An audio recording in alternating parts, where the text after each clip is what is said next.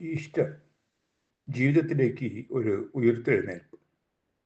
സമഗ്ര മാനവികതയുടെ വിസ്മയകരമായ സാക്ഷാത്കാരത്തിൻ്റെ വ്യാഖ്യാനം നൽകുന്ന ആഘോഷമാണല്ലോ ഈസ്റ്റർ. AD 2-ാം നൂറ്റാണ്ടിൽ ഏഷ്യ മൈനറിലാണ് ആദ്യമായി ഈസ്റ്റർ ആഘോഷം നടന്നത് എന്ന് പറയപ്പെടുന്നു. പുരാതനമായ മെസപ്പൊട്ടോമിയൻ സംസ്കാരത്തിൽ നിന്നാണ് അതെന്നും അഭിപ്രായമുണ്ട്. ഈസ്റ്ററിൻ്റെ പ്രത്യാശാനിർഭരമായ പുലർച്ചയ്ക്ക് പിന്നിൽ നട്ടുച്ചയ്ക്ക് സൂര്യൻ ഇരുണ്ടുപോയ ഒരു ദുഃഖവെള്ളിയുടെ മധ്യാഹ്നമുണ്ട്. മനുഷ്യപുത്രൻ മരണത്തെ ജയിച്ച് ഉയർത്തെഴുന്നേറ്റതിൻ്റെ ആഹ്ലാദം പങ്കിടുന്ന ആരവങ്ങൾക്കിടയിൽ എന്നെ കൈവിടല്ലേ എന്ന് ഉറക്കെ നിലവിളിച്ച് കടന്നുപോയ ഒരു ദുഃഖവെള്ളിയുടെ ഉൾക്കിടിലമുണ്ട്. മനുഷ്യജീവിതത്തിൽ തടുക്കാനാവാത്ത ചില ദുരന്തങ്ങളുണ്ടെന്നും അതിനെ ആത്മവിശ്വാസം കൊണ്ട് അതിജീവിക്കാനാവുമെന്ന ഒരു പാഠമുണ്ട്. രാത്രിയില്ലാതെ ഒരു പ്രഭാതമില്ല എന്നതിൻ്റെ പാഠം. ദുഃഖവെള്ളിയെ തുടർന്നാണ് ഈസ്റ്റർ. കുരിശില്ലാതെ കിരീടമില്ല എന്ന അനുഭവ സാക്ഷ്യമാണത്. യേശു മരിച്ച് ഉയർത്തെഴുന്നേറ്റു എന്ന് കരുതുന്ന AD 30 ശേഷമുള്ള ആദ്യത്തെ 3 നൂറ്റാണ്ടുകളോളം പാസ്ക എന്ന പേരിലാണ് ഈസ്റ്റർ അറിയപ്പെട്ടിരുന്നത്. ലാറ്റിൻ പേരായ പാസ്ക യഹൂദരുടെ പെസഹ ആചാരത്തിന്റെ ഭാഗമാണ്. പിന്നീട് പെസഹയും ദുഃഖവെള്ളിയും ദുഃഖശനിയും ഈസ്റ്ററും എല്ലാം കൊണ്ടാടാൻ തുടങ്ങി. മരണത്തിനുമേൽ യേശുക്രിസ്തുവിന്റെ വിജയം എന്നാണ് ഈസ്റ്ററിന്റെ അർത്ഥം. ക്രിസ്തുവിന്റെ പുനർജന്മമാണ് ഇതെന്ന് വിശ്വസിക്കപ്പെടുന്നു. എല്ലാവരുടെയും തെറ്റായ പ്രവൃത്തികൾക്കായി യേശു സ്വയം മരണം സ്വീകരിച്ചെന്നും മരണത്തെയും തിന്മയെയും തോൽപ്പിക്കാൻ യേശു 3-ാം നാൾ ഉയർത്തെഴുന്നേറ്റു എന്നുമാണ് ഈസ്റ്റർ അർത്ഥമാക്കുന്നത്.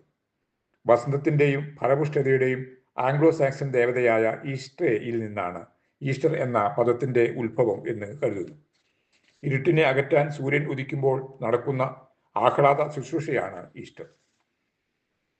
ജീവിച്ചിരിക്കുന്നവനെ നിങ്ങൾ മരിച്ചവരുടെ ഇടയിൽ അന്വേഷിക്കുന്നത് എന്തിന്?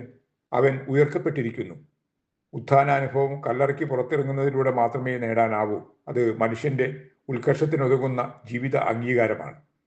സാമൂഹ്യമായി പറഞ്ഞാൽ അത് ബഹുസ്വരതയുടെ ഒരു സംസ്കാരത്തെ തമ്മിൽ ബന്ധിപ്പിക്കുന്നു എന്ന് പറയാം. സ്വാർത്ഥത, അതിമോഹം, ദുരാശ, ആസക്തി, ശത്രുത, അഹംഭാവം, അസൂയ എന്നിങ്ങനെ ലൈംഗിക വ്യഥകളാൽ മൃതരായി കല്ലറകൾ ശയിക്കാൻ മനുഷ്യൻ ഇഷ്ടപ്പെടുന്നു. ഈ അടിമത്തത്തിൽ നിന്ന് മനുഷ്യനെ സ്വതന്ത്രനാക്കുന്നത് ഉത്ഥാന പ്രകാശത്തിലൂടെ പുതുജീവിതത്തിലേക്കുള്ള സഞ്ചാരമാണെന്ന് ഈസ്റ്റർ നമ്മെ ഓർമ്മിപ്പിക്കുന്നുണ്ട്. ആനന്ദത്തിന്റെ ഞായർ എന്നായിരുന്നു റോമക്കാർ ഈസ്റ്ററിനെ വിശേഷിപ്പിച്ചിരുന്നത്. ചില പാരമ്പര്യക്കാർ ഇപ്പോഴും അതിനെ ഉയിർപ്പ് പെരുന്നാൾ എന്നർത്ഥമുള്ള കെംറ്റ പെരുന്നാൾ എന്നും വിളിച്ച് ആചരിക്കുന്നുണ്ട്. ക്രിസ്തു ഉയർത്തെഴുന്നേറ്റു എന്നാൽ അർത്ഥമാക്കുന്നത് സത്യം ഉയർത്തെഴുന്നേറ്റു എന്നാണ്. എല്ലാ വർഷവും ഡിസംബർ 25 ആഘോഷിക്കുന്ന ക്രിസ്തുമസിൽ നിന്നും വ്യത്യസ്തമായി ഈസ്റ്ററിന് കൃത്യമായ തീയതിയില്ല. ഓരോ വർഷവും വ്യത്യസ്തമായ തീയതികളിലാണ് ഈസ്റ്റർ, പീഡാനുഭവം എന്നിവ ആചരിക്കുന്നത്.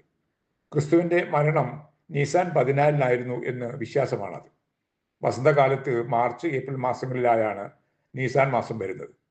ചന്ദ്രന്റെ പാറ്റേണുകളാണ് ഇതിന് കാരണം. ചലിക്കുന്ന വിരുന്ന് എന്ന് ഇതിനെ പറയാറുണ്ട്.